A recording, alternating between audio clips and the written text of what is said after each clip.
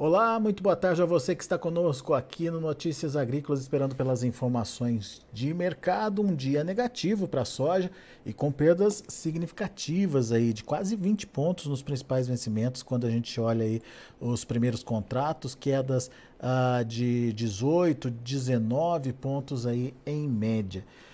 Para entender essa movimentação e principalmente nesse início de semana e mais do que isso, entender tendência aí desse mercado da soja, nosso convidado hoje é o Ronaldo Fernandes. O Ronaldo é analista de mercado lá da Royal Rural, está baseado lá em Londres, mas está de olho nos mapas em Chicago e também nos preços aqui no Brasil. Seja bem-vindo, Ronaldo. Obrigado por nos ajudar a entender um pouquinho mais do mercado. Um dia de pressão até forte para a soja em Chicago. Ela ainda se mantendo acima dos 14,50, fechamento hoje na casa dos 14,60. No entanto, a gente precisa entender o que vem por aí, Ronaldo. Explica para a gente o que aconteceu hoje e se os fundamentos de hoje justificam uma continuidade nesse movimento de queda. Seja bem-vindo, meu caro.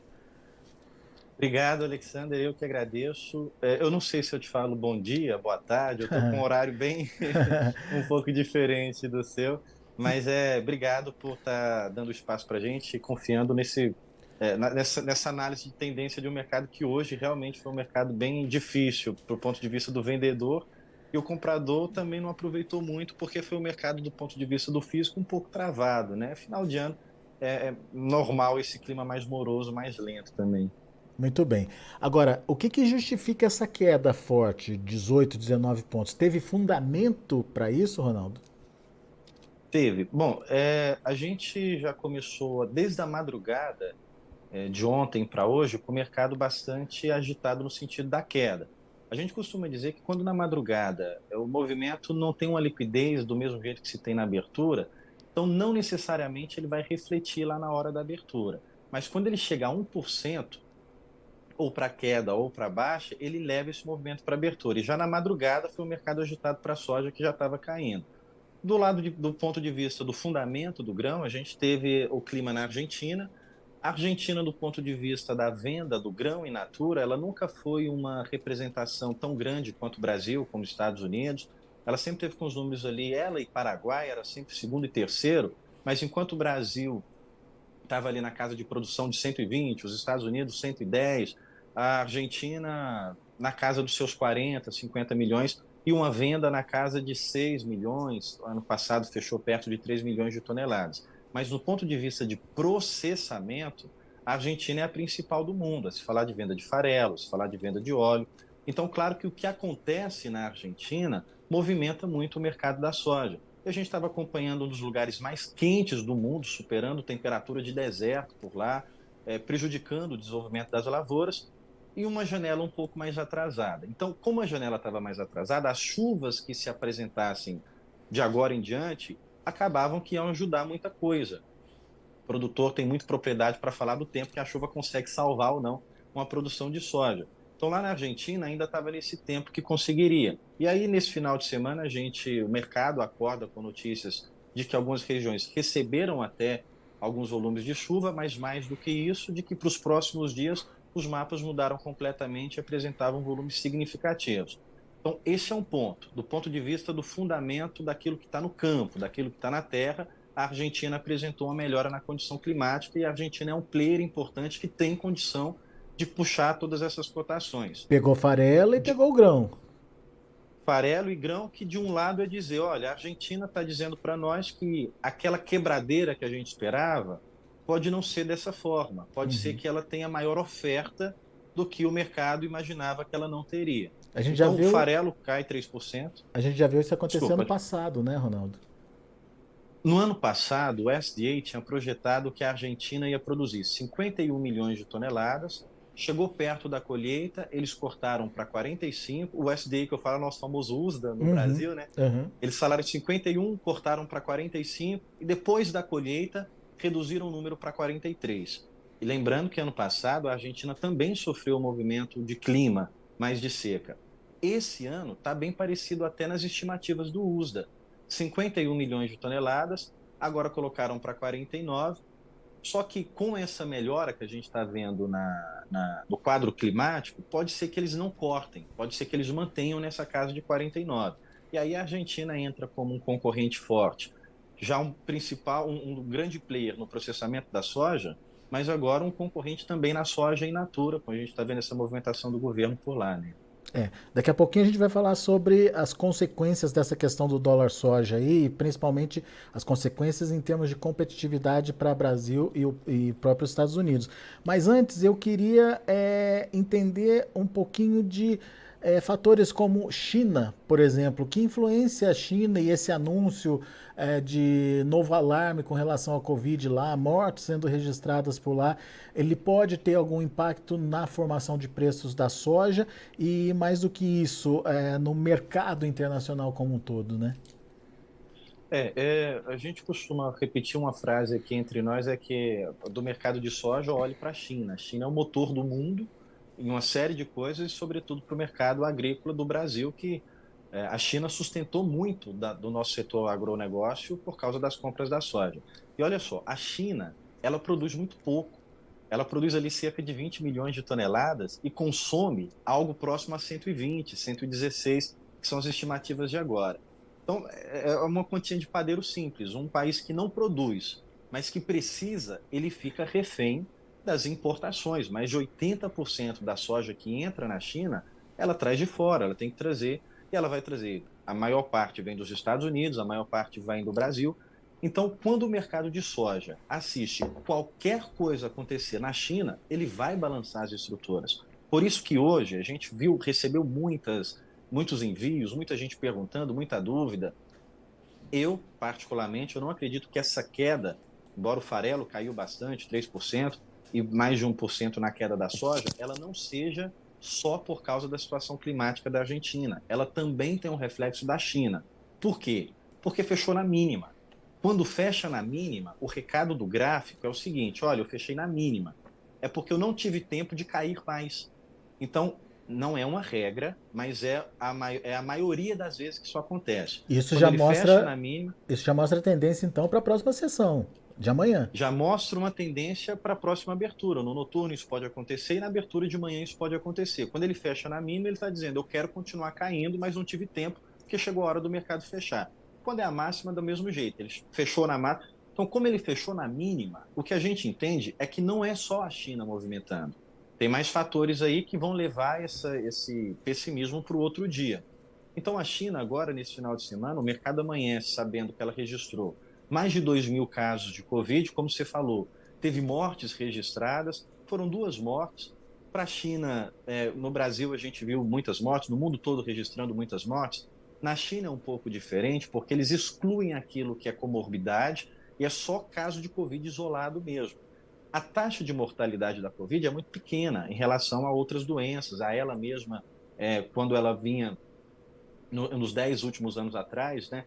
Então, quando morre na China, tem um receio do que o governo chinês vai fazer. Agora, o que eles fizeram? Eles fecharam escolas e eles reativaram clínicas que estavam fechadas só para tratamento de Covid. O mercado assiste só, peraí, será que a China vai voltar a fazer lockdown? E esse medo do mercado faz com que endosse o movimento de queda e possivelmente pode levar para o dia seguinte.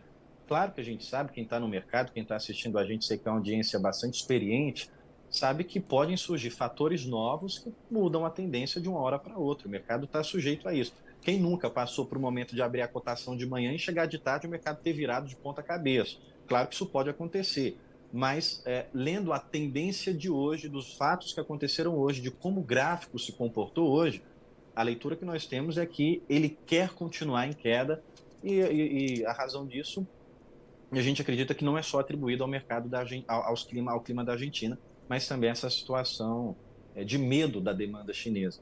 Pensa, a China, se ela tem que comprar mais de 80% de um produto que ela é totalmente dependente dele, a pressão inflacionária que a soja faz na China é muito grande. Então, o chinês não tem interesse nenhum em comprar soja cara, ele só tem interesse em comprar soja o mais barato possível, porque é um produto que pressiona a inflação. É um produto que incomoda a economia da China quando ele está muito alto, porque ela tem uma dependência absurda da soja internacional. E aí a gente vê a resposta de Chicago. Tanto que Chicago, antes dele responder do mercado internacional, antes de Chicago ser o preço da soja internacional, ele é o preço da soja americana. E aí, quando os Estados Unidos começam a assistir a China indo para o Brasil, para a Argentina, peraí, então a minha soja está perdendo o valor por causa da competição que está surgindo ali na América do Sul, e aí ela sofre essa queda. Mas a China é o motor do mundo, e se ela diz para o mercado alguma coisa que possa ameaçar a sua demanda, ela vai despencar as principais commodities que ela consome. E a gente vê uma influência. E até, Alexander, para eu te devolver a pergunta, quando a gente está assistindo no noturno, que é a madrugada mesmo, o movimento da soja, geralmente ele é mais estável, porque a liquidez dele é menor, tem menos gente operando de noite, dizer de uma forma mais simples. Quando a gente vê ele passando de 1%, seja para cima ou seja para baixo, é muito mais atribuído a alguma coisa do mercado financeiro do que ao mercado do grão em si. Como, por exemplo, medo de recessão, medo da demanda ser destruída por causa do mercado financeiro. Esse reflexo ele aparece muito mais de madrugada e quando ele passa de 1% para baixo ou para cima, geralmente ele leva para a abertura do dia, Muito bem. que foi o que a gente viu acontecer hoje. Eu estava atualizando os números aqui e o final das contas foi um encerramento misto. Até me surpreendi aqui, Ronaldo. A gente vê janeiro e março fechando com 19,20 de queda, enquanto maio e julho sobem aí 19 pontos. Tem alguma explicação para essa diferença entre os mais curtos e mais longos? Tem. Geralmente acontece quando o tempo de colheita de um país com outro país, as temporadas, a palavra que eu queria usar, as temporadas se descolam, e aí às vezes os vencimentos se descolam. Mas nesse momento aqui eu não acredito que seja tendência, não. Eu acredito que seja mais um momento especulativo de fechamento mesmo, e depois eles devem acompanhar todos uníssonos ali num movimento só, numa tendência só. Mas há momentos que a gente vê. Um exemplo é quando a gente vai chegando perto ali do vencimento, como a gente viu em dezembro agora. Chicago tem entrega física, né? Uhum. Diferente do Brasil, que a gente não tem entrega física. Então, em alguns meses, a gente vê maior interesse do físico do que do papel. E aí surge esses descolamentos. A gente vê muito isso em dezembro, quando dezembro saiu da tela, chegou ali perto do dia 14, às vezes estava tudo caindo e o dezembro subindo 1%. Ou o inverso, dezembro caindo e o restante subindo, porque estava mais se olhando na entrega do físico. Mas nesse momento eu acredito que é algo mais pontual mesmo, alguma especulação de final de dia, e ele volta para acompanhar tudo numa tendência só. Muito bem. Ronaldo, então tá. Então a gente entendeu a motivação desse curto prazo, essa pressão negativa se justifica por conta de clima, clima que influencia a produção de grãos na Argentina, consequentemente a produção de farelo também, e por isso esses dois mercados trabalhando dessa forma. E você pontuou a questão da China e a questão do medo da recessão global, né? Agora, olhando mais adiante, quais são os riscos ou as atenções, principalmente para o produtor brasileiro? Olha, a gente entrou numa dinâmica bastante nova esse ano. Eu até costumava ouvir muito de alguns colegas assim: olha, eu estou no mercado há tantos anos, tenho 30, 40 anos vendendo soja, plantando soja, um lado comprador, consumindo. E eu nunca vi esses 2 últimos anos essa volatilidade tão estranha que está acontecendo. Então, é óbvio, a gente está com muitos fatores novos entrando aí. A gente ainda está em ressaca de pandemia, a gente teve uma guerra que abalou a estrutura da energia. Não é uma guerra, até um parêntese, a gente tem várias guerras acontecendo no mundo há muitos anos, só que em lugares que não representam para a economia global. E essa guerra pegou ali Rússia e Ucrânia. A Ucrânia é importantíssima na produção de grãos, no sentido de trigo, no sentido de milho, que andam parelho com a soja. E a Rússia, também importante no trigo, mas uma imensa gigante na produção de petróleo, na produção de energia, gás, que o petróleo também anda a soja também anda de parelho com essa concorrência. Essa dinâmica atual do mundo agora, ela traz algumas ameaças para o mercado de soja. Bom, a primeira delas, esse medo de recessão.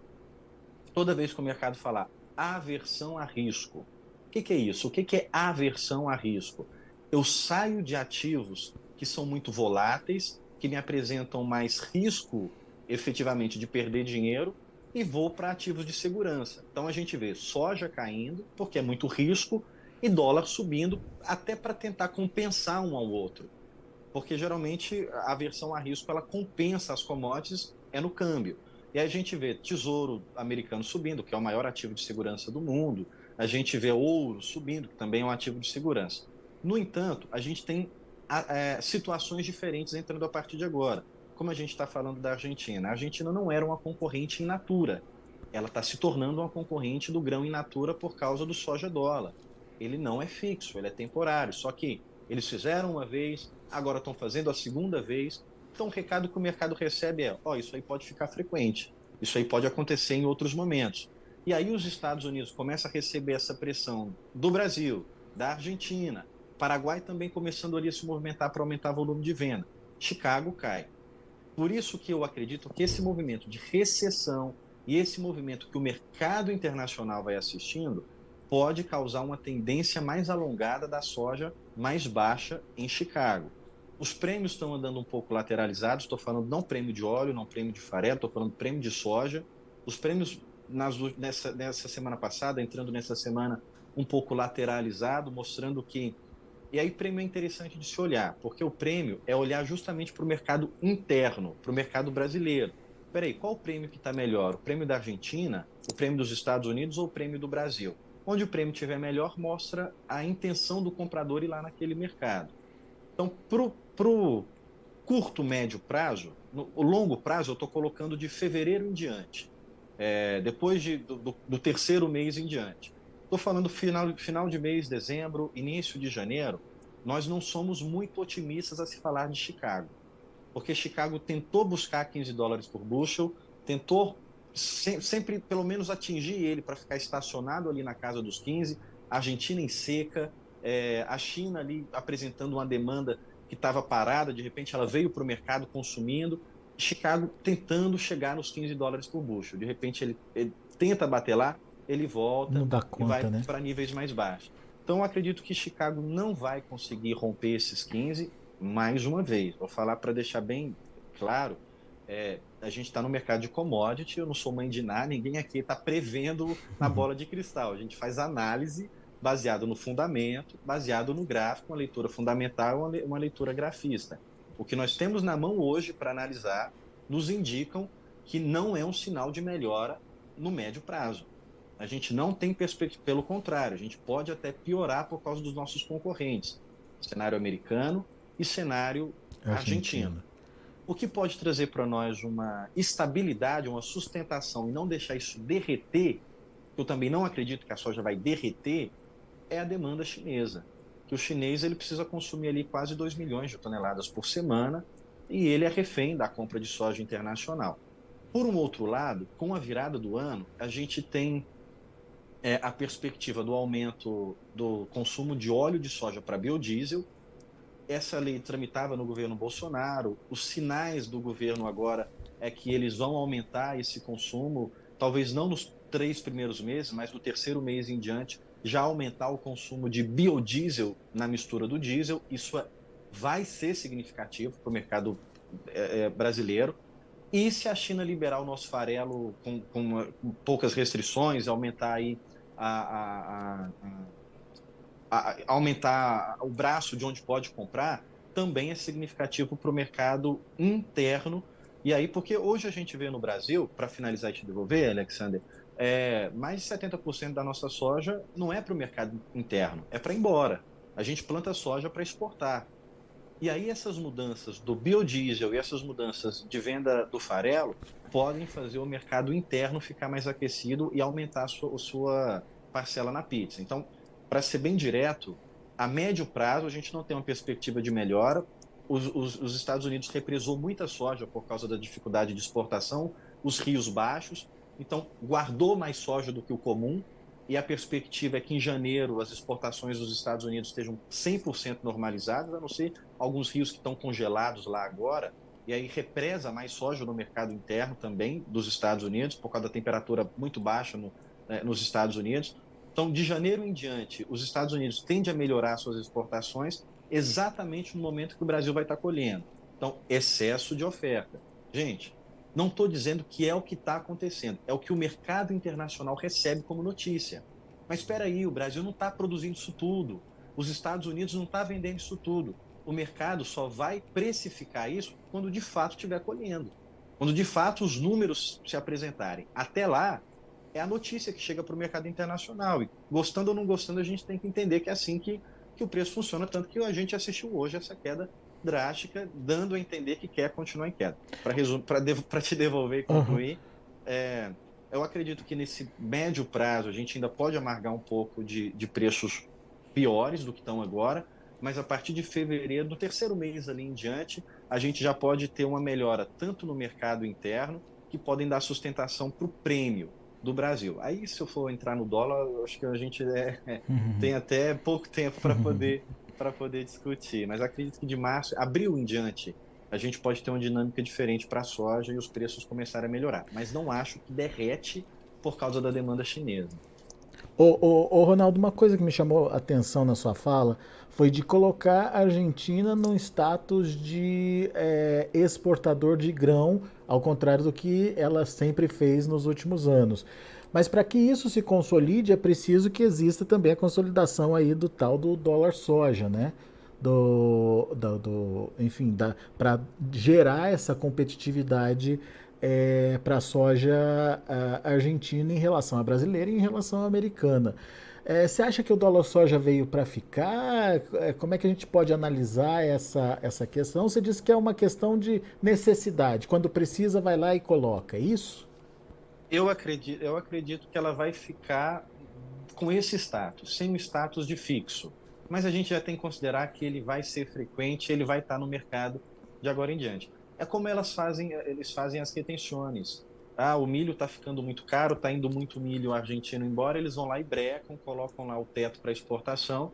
Se tem uma coisa que a gente pode, eu até brinco dentro com a equipe nossa lá da Royal Rural, no escritório, se a gente pode contar é que a certeza da vida, é a morte e as retenções da Argentina, que é o governo de esquerda, é do governo, né, é uma característica do governo. Enquanto for esse governo com a linha mais tendenciosa, uma linha vermelha, esquerdista, vai ter retenções, e a partir de agora que eles estão começando a entender, gente, a Argentina superou a Turquia em inflação e está com a maior inflação do mundo. Vários bancos internacionais, eu estou até pegando aqui a comparação para falar isso bem atualizado, em tempo real praticamente aqui. A Argentina, ela está, no mês passado, fechou com a inflação de mais de 90%. Olha que, imagina, você está num país que está com inflação de 92%. E vários bancos estão estimando que a Argentina pode fechar o ano perto ali dos 100%. Bom, já está, 92%. A Turquia, que era maior, está com 84%, ela ali com 92%. Então ela precisa corrigir essa inflação. E ela precisa captar dólar. Ela deve muito para o FMI. Ela tem dólar espalhado, meio que um dólar oculto, essa coisa maluca que a Argentina tem do câmbio paralelo, né? Mais de 15 dólares, mas ela precisa de dólar. E ela percebeu que a soja manda muito bem nisso aí. Ela percebeu que a soja é um grande captador para sua balança e E ajuda rápido, bastante né? ali. Uma Rápido, é captação uma rápida, resposta né? rápida, uma captação na veia. Então, eu acredito que a Argentina ela vai ficar refém, mesmo que o governo não goste disso, ele vai ser obrigado a fazer isso em vários momentos. Então, acho que essa questão da soja, do soja-dólar, é uma. A gente pode tratar ele como permanente ou um vai e vem muito rápido.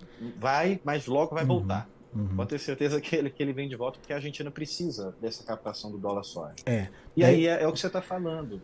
Não era um concorrente. A Argentina ano passado exportou 3 milhões de toneladas, ano retrasado exportou perto de 6 milhões de toneladas.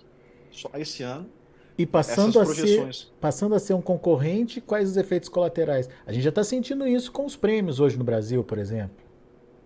não deixam os prêmios subirem e faz a soja brasileira ficar mais represada, cria um excesso de É, né? oferta no mercado interno. Não que esteja acontecendo isso agora, mas a perspectiva é que aconteça durante a nossa colheita e impede o comprador internacional de até procurar o Brasil, porque já vai direto lá, né? Olha, peraí, eles estão com 230 pesos, 230 pesos para $1. Então, com menos dólar, eu compro mais soja. Uhum, Como diz a música, é para lá que eu vou, uhum, né? E aí a gente acaba perdendo até a negociação. A trade do Brasil, não estou dizendo que eles vão comprar, as trades, não estou dizendo que eles não compraram muito. Muitas trades que a gente conversa já fecharam o seu programa. Falou, ó, não, eu não compro mais nada para janeiro. Dezembro, falar que já foi praticamente embora, mas eu não compro mais nada para janeiro porque o meu programa já está fechado. Meus embarques aqui só podem a partir de fevereiro e os pagamentos lá para frente de abril em diante. Isso é um sinal bom, quer dizer que muita soja já foi vendida, mas, por outro lado, trava as negociações no curto prazo. Então, aquele produtor que não tem condição de armazenamento, que acaba que são muitos, o uhum. Brasil não tem capacidade estática para o quanto ele produz. Eu até fico um pouco chateado, a gente aqui fora, assim, eu sou do Brasil, né? Eu estou aqui fora por um período, logo eu estou voltando, mas a gente quando abre algum jornal internacional, Bloomberg, algum jornal grande desses, tá lá assim, o Brasil produziu tanto que está colocando milho, soja do lado de fora. Aí derrete as cotações. Olha, não é uma verdade. É que a nossa capacidade De estática que não armazenagem. evoluiu com a nossa capacidade produtiva. E aí, Exatamente. mas a mensagem é que acaba que seria um excesso de oferta. Então a gente tem que lidar com isso e aceitar. Infelizmente, a mensagem é: pode vir um excesso de oferta do Brasil, e aí, porque tem uma concorrente a Argentina, seu concorrente tradicional os Estados Unidos, mas a gente tem que saber trabalhar com as ferramentas de proteção para não deixar isso é, causar prejuízo. Mas todos os lados têm lá a sua oportunidade. Vamos pensar o seguinte: se a Argentina vende mais o grão e deixa de processar a soja por lá, é menos farelo e menos óleo. O que de repente abre um novo mercado para o pro produto brasileiro também, não? Sem dúvida, e ainda mais com essas perspectivas de que no próximo ano a gente pode aumentar o nosso processamento, justamente até para cobrir esse buraco que a Argentina pode causar, mais até no lado do farelo, e essa perspectiva de um aumento do biodiesel no Brasil. Sim, Isso é muito bom se verdade. a gente aumentar essa, de, essa, essa mistura, chegar até 15. Uhum. Está sendo pouco falado agora, porque é uma coisa que ela vai acontecer só lá para abril. Então, o analista não quer Especular, é, é, né? ele não quer repercutir uma coisa, isso não vai dar atenção. O pessoal não vai preocupar com uma coisa que só pode acontecer em abril. Mas está no radar. Pode Uhum. trazer para a gente um aumento de produção de óleo de soja significativo aí e ajudar no nosso consumo interno. Eu estou bem empolgado com isso. Eu acho que de fato vai acontecer e vai dar uma virada de chave aí no nosso consumo interno, que ele deve passar a aumentar a partir de abril. E aí a gente vai ver a trade, como ela faz as trades em vários momentos que acontece com o milho, ela tendo que brigar pelo milho, porque o mercado interno é o maior consumidor de milho. Uhum. Então ela negociar, eu pago, em alguns momentos eu chego aqui, pago R$ 1 a mais, R$ 2, por causa da qualidade do milho brasileiro. Não acontece muito isso com a soja, porque ela sabe que o mercado interno não é tão competitivo, é sazonal. Em alguns momentos o mercado interno vem, compra e some. E aí fica só as exportações para levar. A gente pode ver a partir de abril isso mudar um pouco. Não ficar igual ao milho, mas o mercado interno ficar mais agressivo nessa tomada da soja brasileira. Legal. Muito bem. Então, só para a gente finalizar, Ronaldo, você acredita que o intervalo de trabalho ainda deva ficar aí entre 14 e 15 dólares por bushel? Chegando no 15 tem essa questão da oferta que está por vir aí, principalmente da América do Sul. Isso não deixa o mercado romper muito além desse patamar. Chegando nos 14, a oportunidade de compra principalmente para os chineses e que retoma aí esse movimento de alta na soja. Ou seja, 14, 15 dólares é isso? Eu acredito muito nisso. Eu vi muitas análises dizendo que a soja podia derreter e a gente vê soja muito barata. Soja no porto de 180 e para 140, até 130 eu ouvi falar. Eu acho muito improvável que isso aconteça. O problema é que agora a gente está na ressaca de um ano, é um final de ano terminando muito ressaqueado. Ressaca de Covid, de pandemia, e ressaca de guerra. A gente teve na semana passada, vou chamar dos principais bancos centrais, Estados Unidos, Europa e aqui na Inglaterra, onde a gente está agora, dizendo assim para o mundo: olha, todos vocês, mundo inteiro, mercado, commodities, soja, milho, a gente pode ser que tenha que subir os juros de novo.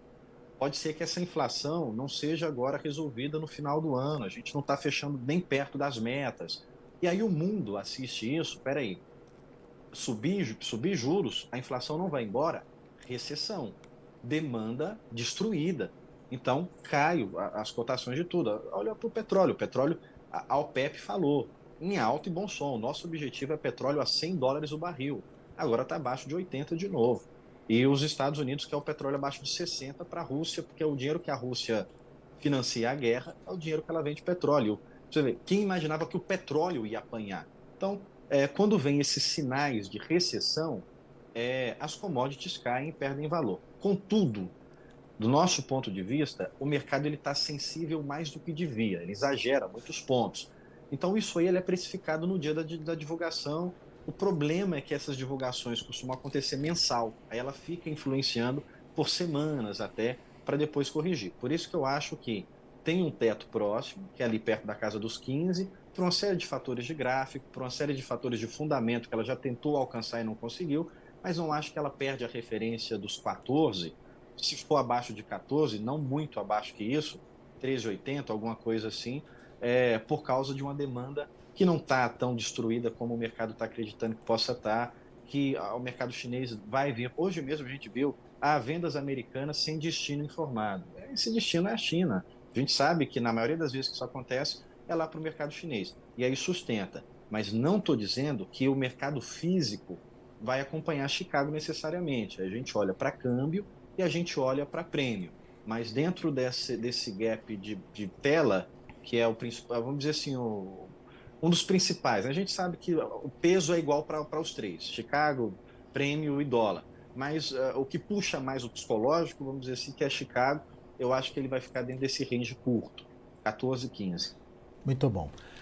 Ronaldo, meu caro, muito obrigado pela participação conosco aqui no Notícias Agrícolas. Aproveito para te desejar um ótimo final de ano, boas festas, Feliz Natal, próspero Ano Novo e que 2023 a gente possa estar aqui trazendo mais informações aí de mercado para o público que acompanha e, obviamente, o produtor brasileiro que precisa dessas informações para se planejar e fazer o melhor negócio. Muito obrigado por enquanto.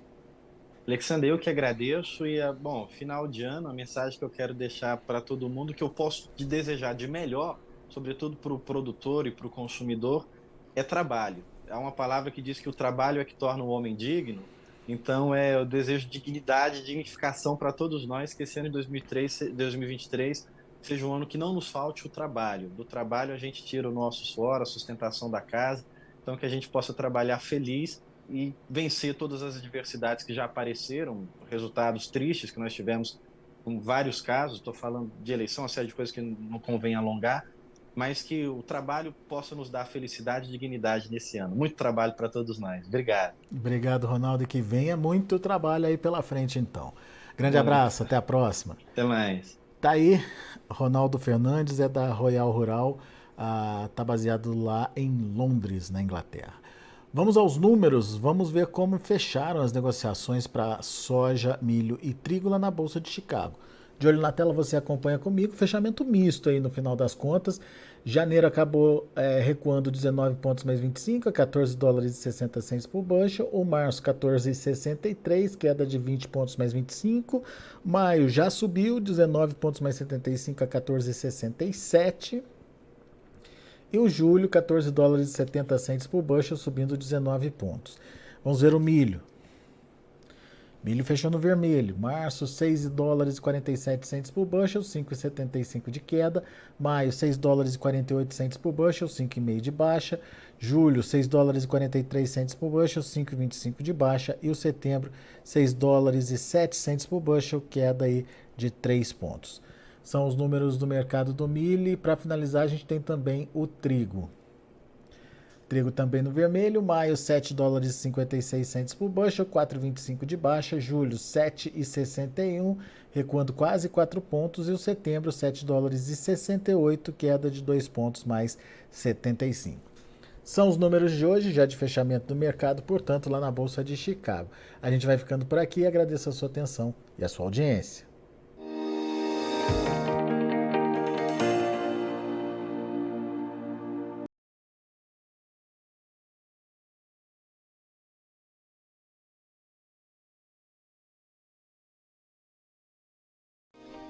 Se inscreva em nossas mídias sociais. No Facebook, Notícias Agrícolas. No Instagram, @Notícias Agrícolas. E em nosso Twitter, @Norteagri.